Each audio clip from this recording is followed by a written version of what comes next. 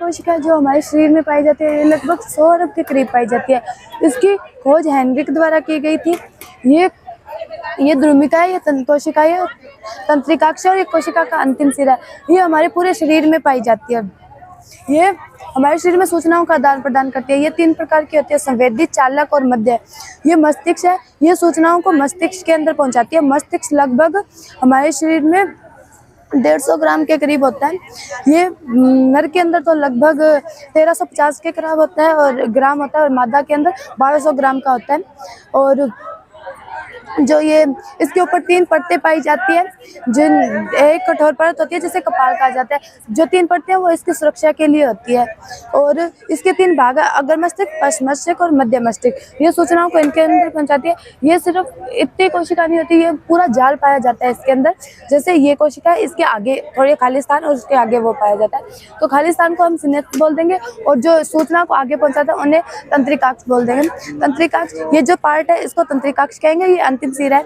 और ये जो है, जो ग्राउंड वगैरह ये कोशिकाएं और जो ये हमने बनाए हुए हैं, ये इनको द्रुमिका बोलते हैं। ये सूचनाओं को बता रही है। यदि हमारा हाथ जल रहा है तो ये हमें बता रहा है कि आप हाथ पीछे कर दो, हमें अनेक दुर्घटनाओं होने से बचा लेता है। जो माइंड है वो हमारे जो मेन पॉइंट होता है माइंड हमारे शरीर का, वो है। अगर तंत्रिका कोशिका हमारे शरीर में ना पाई जाए तो हमारा शरीर बिल्कुल ना के बराबर कार्य करता है। और माइंड जो हमें सूचना बता देता है कि आपको ये कार्य करना है, ये कार्य नहीं करना है। और कई स्थितियों में ऐसा होता है कि सूचनाएं माइंड तक नहीं जा पाती, तो वो मेरुरज्जु तक जाती है और हमें वापस मिल जाती है। स्वेदी इसके जो प्रकार है, स्वेदी तंत्रिका है और चालक स्वेदी है, वो तो जो होते हैं जो हमें ये सूचना देती है वो तो माइंड तक लेके जाएगी।